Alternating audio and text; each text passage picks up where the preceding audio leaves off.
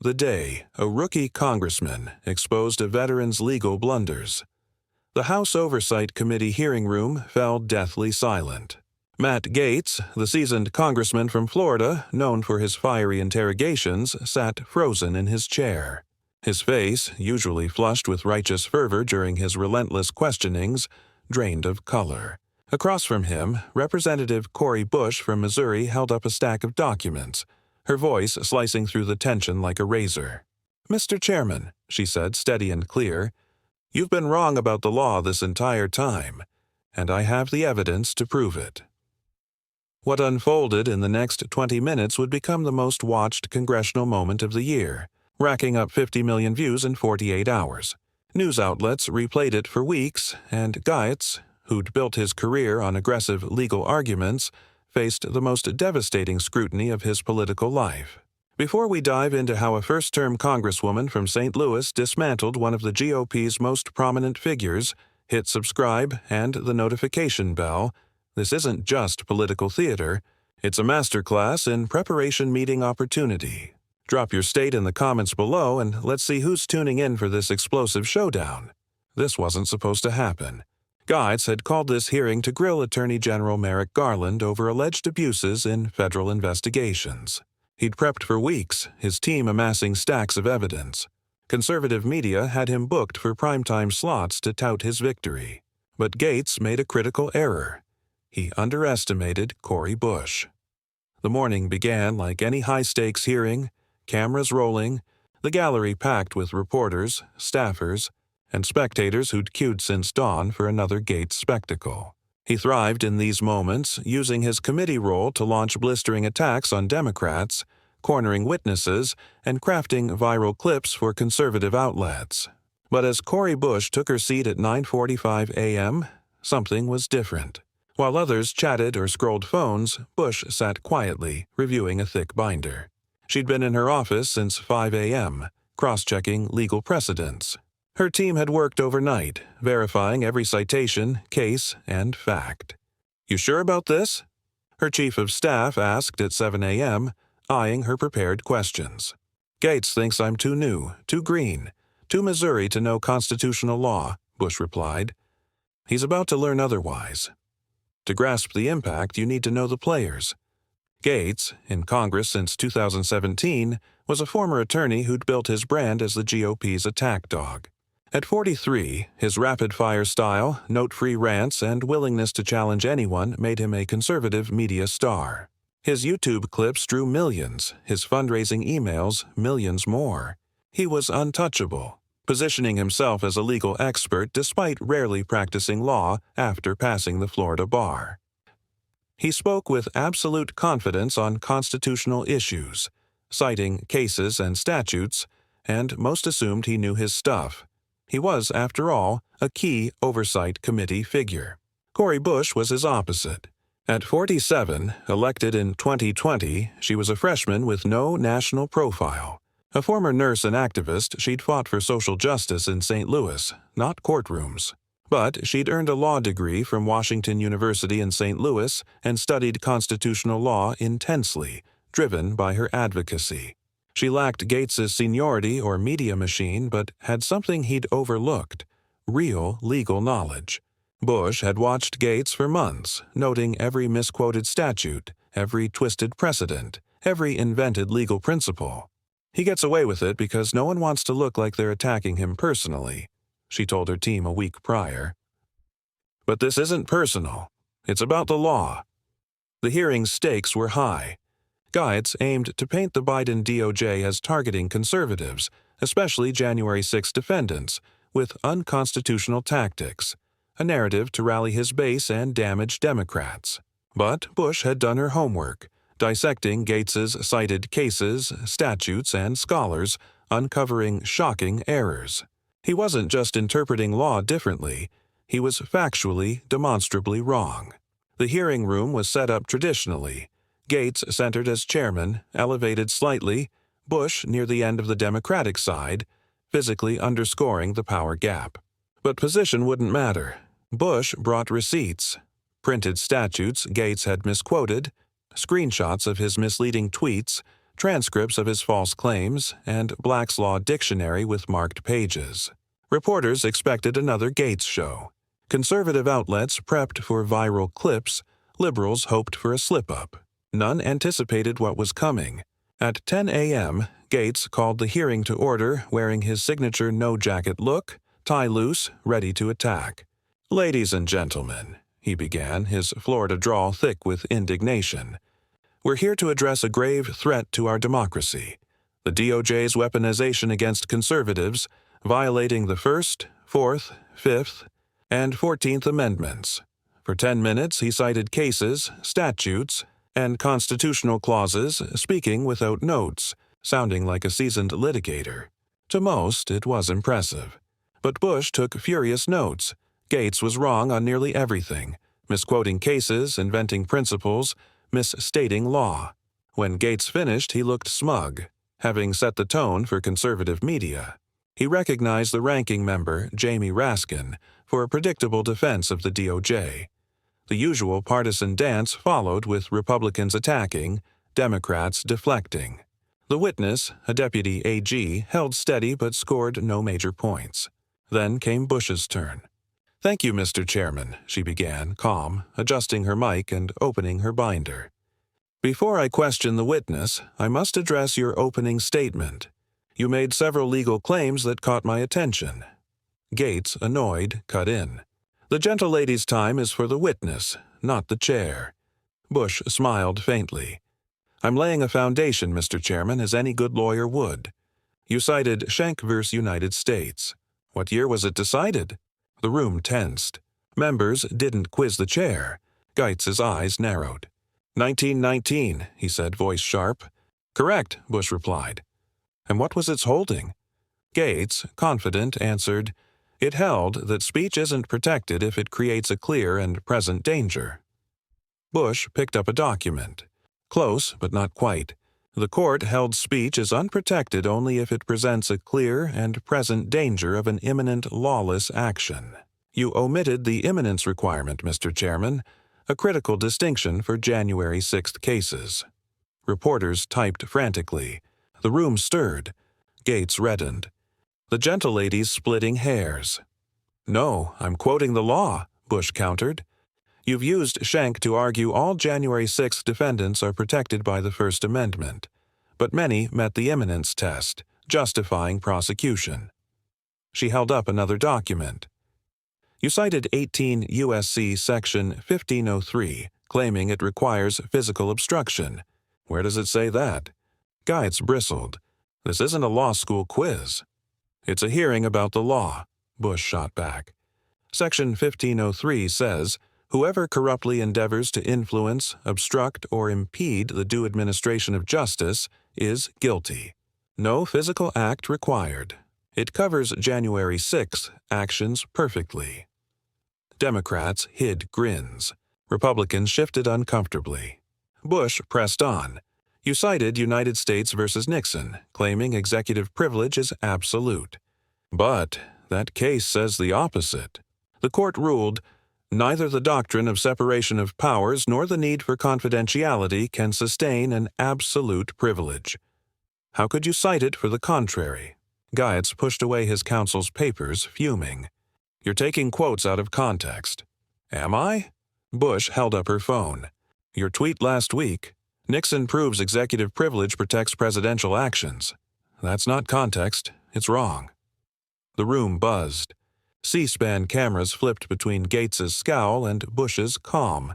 "Let's discuss your Fourth Amendment claims," she continued. "You said the FBI violated it with geofence warrants for January 6th, but Carpenter Vehier's United States set a framework allowing such warrants with proper scope. The FBI followed it. How's that a violation?" Gates snapped. "The warrants were too broad." "Based on what standard?" Bush pressed. United States versus Chatry upheld geofence warrants with limits, which these met. "Where's your case law?" Then came her knockout. "You cited Jenkins versus Georgia in your letter for this hearing, claiming it bans warrantless searches entirely. One problem, Mr. Chairman, Jenkins versus Georgia doesn't exist." The room went silent.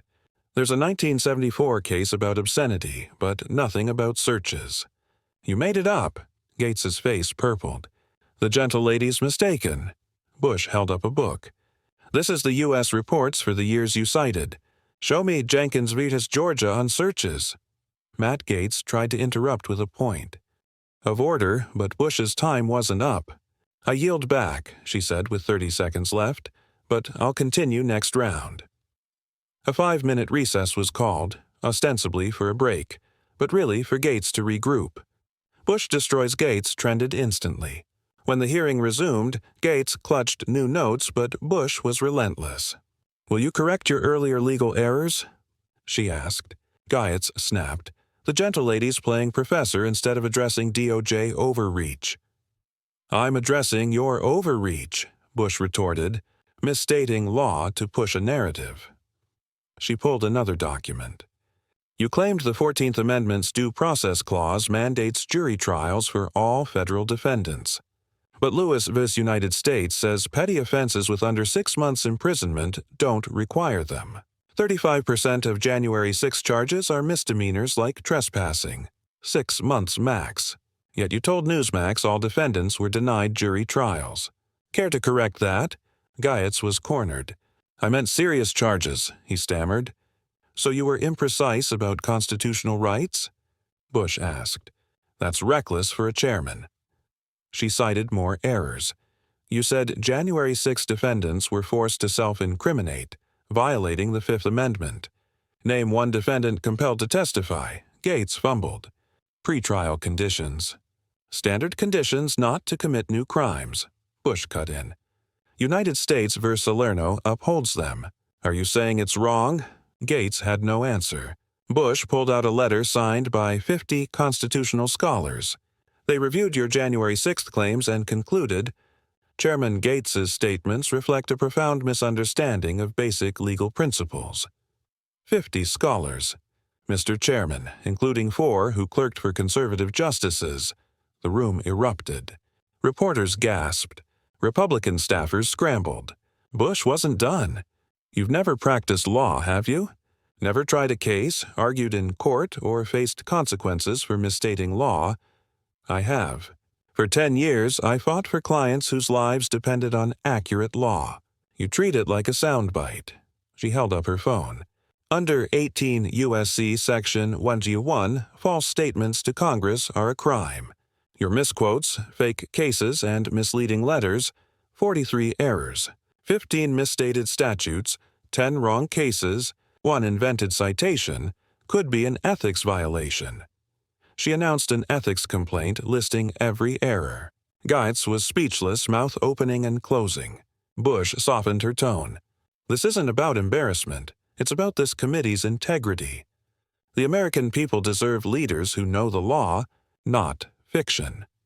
She addressed the camera. You deserve truth, not made-up cases. She proposed mandatory legal education for committee members, 4 hours monthly by neutral scholars. Will you support it, Mr. Chairman? Gaetz muttered, That's not how Congress works. Maybe it should, Bush replied. The deputy AG, silent till now, thanked Bush for clarifying the law. Gaetz snapped, The witness isn't here to comment. Neither are you, Bush shot back, yet you've misstated law for years. Representative Zoe Lofgren moved to enter Bush's evidence into the record, seconded by Raskin. 2 Republicans joined the vote, stunned by Gaetz's errors. Bush's final question sealed it. Will you apologize to January 6 defendants misled by your false legal claims? They made decisions based on your errors. Don't they deserve an apology? Gaetz faltered. They have competent counsel. But you gave them false hope, Bush pressed. That's cruel. With 45 seconds left, she read from the ABA's ethics rules. It's misconduct to engage in misrepresentation. She closed her binder. You're not bound by this, not being a practicing lawyer, but maybe you should be. The room exploded as Gaetz called a recess, slamming his gavel so hard it cracked. He stormed out, staff trailing. Bush destroys Gaetz trended globally. CNN cut to highlights. Fox scrambled to spin. Legal analyst Joyce Vance tweeted, Cori Bush just gave a clinic in preparation meeting opportunity. Conservative pundits called it an ambush, but legal scholar Lawrence Tribe countered, "It's called doing your homework." Geitz had years to do his.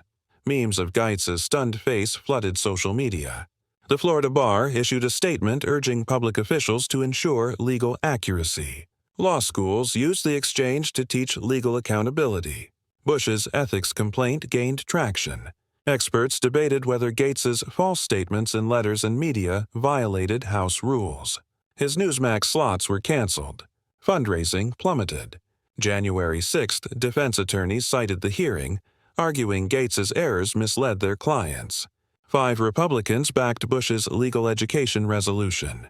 A Washington Post expose detailed Gates's years of legal fabrications, quoting a former GOP staffer, "We knew Matt stretched the law, but it played to our base, so we let it slide. Bush did what we didn't." Gates fought back on ON, claiming Bush ambushed him but fumbled when pressed on cases. A week later, the Post revealed more errors, cementing his loss of credibility. Bush became a hero. Law students formed Bush Checks groups to fact-check political claims. The ABA invited her to speak. She launched a bipartisan legal accuracy group, joined by Republicans like Tom Emmer, who said, "We can't afford more mistakes like Matt's."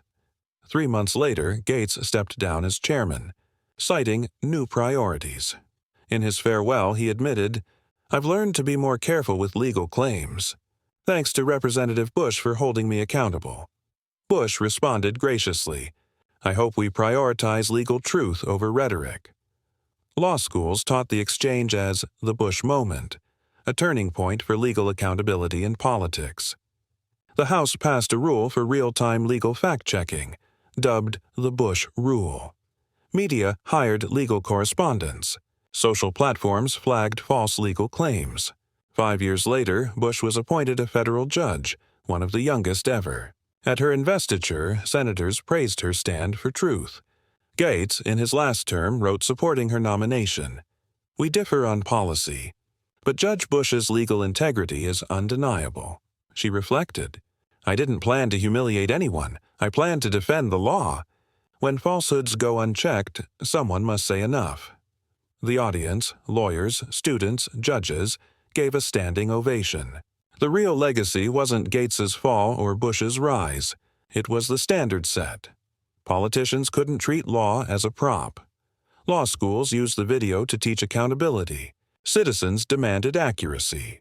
The 15-minute clash reshaped discourse, proving one person with facts could topple fiction.